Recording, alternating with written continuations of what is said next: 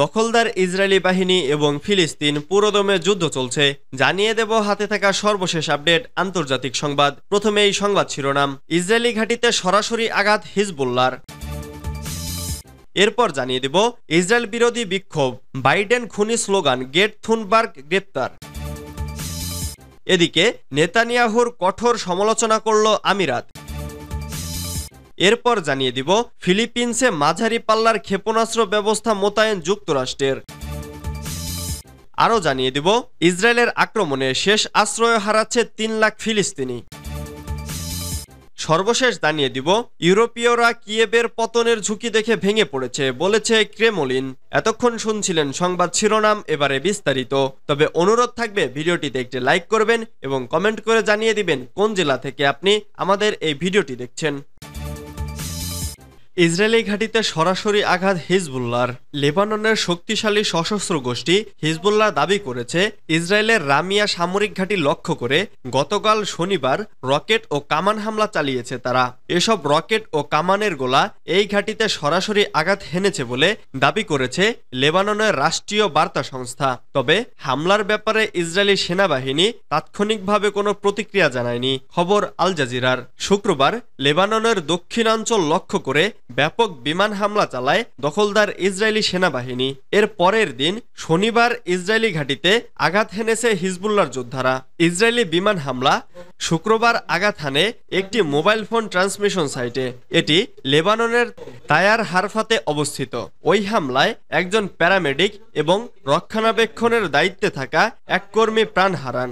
হামলার পরই প্রতিশোধ নিতে হিজবুল্লাহর যোদ্ধারা সামরিক ঘাঁটিতে আঘাত হেনেছে বলে ধারণা করা হচ্ছে। হিজবুল্লাহ পরবর্তীতে জানিয়েছে তারা ইসরায়েলের একটি নজরদারি স্থাপনায় হামলা চালিয়েছে এবং তাদের চালানো হামলা সরাসরি আঘাত হেনেছে।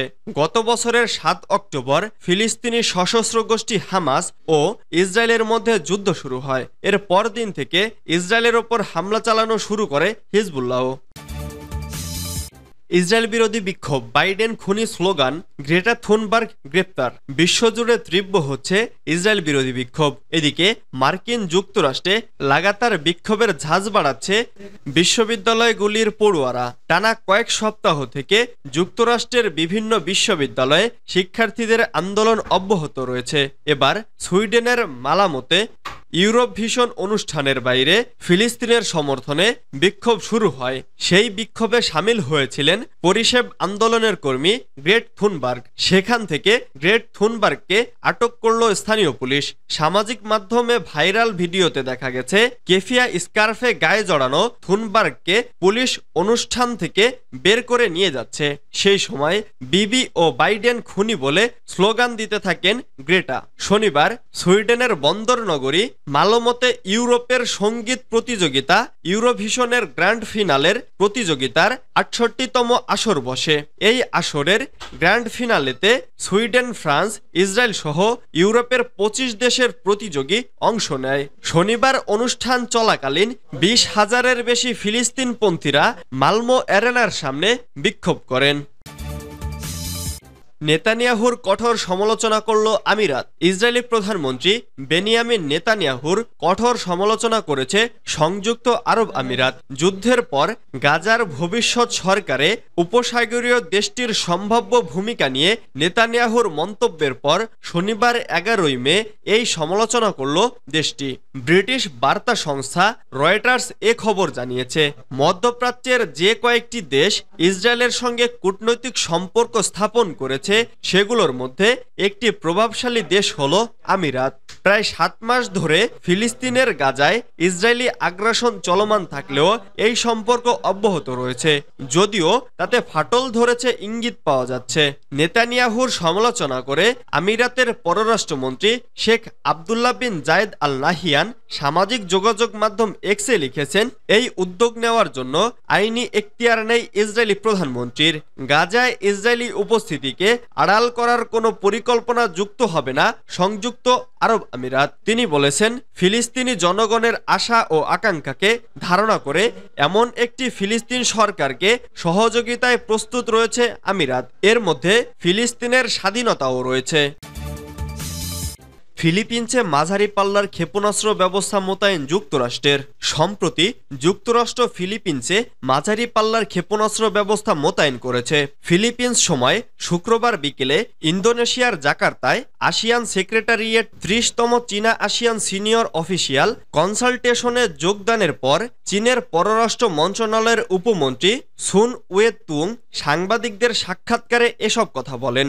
এ বিষয় নিয়ে সুন বলেন, যুক্তরাষ্ট্রের আচরণ ইতিহাসকে গুরুতরভাবে পিছিয়ে দিয়েছে, আঞ্চলিক জাতীয় নিরাপত্তা গুরুতর হুমকির মুখে ফেলছে, আঞ্চলিক শান্তি ও স্থিতিশীলতাকে মারাত্মকভাবে ক্ষতিগ্রস্ত করছে এবং শান্তি ও উন্নয়নের জন্য আঞ্চলিক দেশগুলোর জনগণের সাধারণ আকাঙ্ক্ষার সম্পূর্ণ বিপরীতে দাঁড়িয়েছে। চীন দৃঢ়ভাবে এ অঞ্চলে স্নায়ুযুদ্ধ শৈলী জোটগত সংঘর্ষের পুনরাবৃত্তির বিরোধিতা করে এবং আঞ্চলিক দেশগুলোকে আধিপত্যের হাতিয়ার ও এজেন্ট হিসেবে ব্যবহার করা দৃঢ় বিরোধিতা করে। ওই ঊর্ধ্বতন কর্মকর্তাদের পরামর্শের সময় স্পষ্টভাবে চীনের গুরুতর উদ্বেগ প্রকাশ করেন তিনি। চীন কৌশলগত স্বাধীনতাকে শক্তিশালী করার জন্য আসিয়ানকে সমর্থন জানায় এবং আঞ্চলিক দেশগুলির সঙ্গে ব্যাপক আলোচনা, যৌথ অবদান ও ভাগাভাগির সুবিধার মাধ্যমে এশিয়ার নিরাপত্তার পথ অনুসরণ করা এবং আঞ্চলিক শান্তি ও স্থিতিশীলতা দৃঢ়ভাবে রক্ষা করতে চায়। ইসরায়েলের আক্রমণে শেষ আশ্রয় হারাচ্ছে 3 লাখ ফিলিস্তিনি। শনিবার দখলদার ইসরায়েল নতুন করে হামলা শুরু করার পর দক্ষিণ এবং উত্তর গাজায় প্রায় 3 লাখ ফিলিস্তিনি আবারও পালিয়ে যেতে বাধ্য হচ্ছে বলে জানিয়েছে জাতিসংঘ। কিন্তু যুদ্ধে বিধ্বস্ত কোনো জায়গায় নিরাপদ আশ্রয় কোথায় পাওয়া যাবে তা নিয়ে অনেকেই অনিশ্চিত। ইসরায়েলের বর্ধিত উচ্ছেদ আদেশ গাজার দক্ষিণতম প্রান্তে অবস্থিত রাফা শহরে প্রযোজ্য। সেখানে গত 7 মাসে ইসরায়েলি বোমা হামলা থেকে পালিয়ে যাওয়ার পর 10 লাখেরও বেশি গাজাবাসী জড়ো হয়েছে। তাদের আশঙ্কা আরও গভীর হয়েছে যে ইসরায়েলি সামরিক বাহিনী রাফায় আক্রমণের সাথে অগ্রসর হতে চলেছে, যা ইসরায়েলি নেতারা দীর্ঘদিন ধরে প্রতিশ্রুতি দিয়েছিল। এমন একটি সম্ভাবনা যা আন্তর্জাতিক সাহায্য গোষ্ঠী এবং অনেক দেশ নিন্দা করেছে। ইউরোপীয়রা কিয়েভের পতনের ঝুঁকি দেখে ভেঙে পড়েছে জানিয়েছেন ক্রেমলিনের মুখপাত্র দিমিত্রি পেসকভ বলেছেন, রাশিয়ার চলমান বিশেষ সামরিক অভিযানের সময় ইউক্রেনের সম্পূর্ণ পতনের ঝুঁকি বুঝতে পেরে পশ্চিমা দেশগুলো ইচ্ছাকৃতভাবে উত্তেজনা বাড়াচ্ছে।